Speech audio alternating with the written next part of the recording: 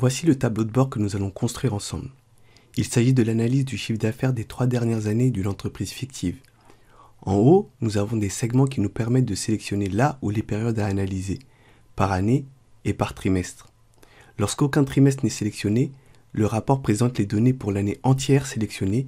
Là, il s'agit de l'année 2019. Ce tableau de bord étant entièrement interactif, aussitôt que je clique sur un trimestre, toutes les données de la page s'actualisent pour ne présenter que les données de ce trimestre, c'est-à-dire maintenant le 3e trimestre de l'année 2019.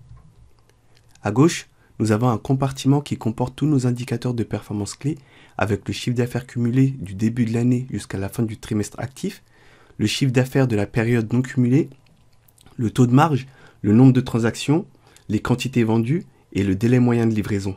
Dans le corps de la page, nous avons 2 graphiques en anneau pour visualiser notre marge brute par catégorie et par canal de distribution. En dessous, nous avons 2 graphiques en barre pour visualiser notre chiffre d'affaires par client et notre chiffre d'affaires par produit.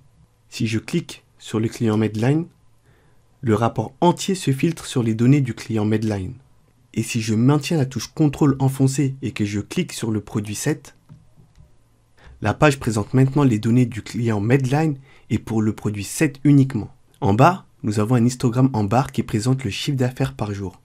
En passant ma souris sur cette barre du visuel, je peux très rapidement voir que notre client Medline a acheté 9 produits 7 le 28 juillet 2019 pour un montant de 20 800 €.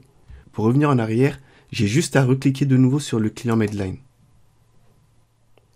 Tout à droite, nous avons le célèbre visuel carte contrôlé par un segment placé juste au-dessus. Si je clique sur Nord-Ouest, nous pouvons facilement visualiser le chiffre d'affaires réalisé par ville dans cette partie de la France. Si je passe ma souris sur la plus grosse bulle, j'observe que c'est à Nantes que nous générons le plus gros de notre chiffre d'affaires dans cette région et pour cette période de l'année. En haut à gauche, nous avons un bouton menu. Si je clique dessus, un volet apparaît avec des filtres supplémentaires nous permettant d'affiner notre analyse. Par exemple, je peux sélectionner le mois de septembre et les week-ends.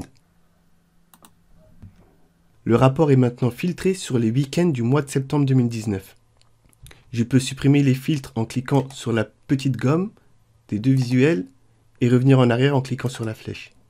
Ici, en cliquant sur l'ellipse, j'ai la possibilité de mettre un visuel à la une. Aussi, si je passe ma souris sur un client, j'ai la possibilité d'analyser ce client en détail. Nous arrivons maintenant sur une page qui comporte que les données spécifiques à ce client. Nous avons les mêmes indicateurs que sur le tableau de bord et la couleur verte de ce visuel m'indique que le chiffre d'affaires cumulé à la fin du 3e trimestre 2019 est supérieur de 12,61% par rapport à la fin du même trimestre de l'année dernière. Si ça avait été l'inverse, l'indicateur serait apparu en rouge. Tout en bas, nous avons une table qui présente le détail de toutes les transactions pour le client Medline. Ici à droite, nous avons un graphique en R qui nous permet de suivre jour par jour l'évolution de notre chiffre d'affaires sur la période comparé à la même période l'an dernier. Ce visuel nous permet facilement d'observer que pendant quelques jours ce trimestre, notre CA cumulé était inférieur à celui de l'an dernier sur la même période. Le graphique juste en dessous, présentant l'écart cumulé par jour, renforce cette observation. On voit effectivement que l'écart est négatif du 20 juillet au 10 août. Et c'est exactement ça la magie de la data visualisation. Pouvoir rapidement repérer des tendances et déviations en un clin d'œil. Observer exactement ces mêmes informations dans un tableau Excel n'aurait pas du tout eu le même impact. La flèche en haut à gauche me permet de revenir sur notre tableau de bord.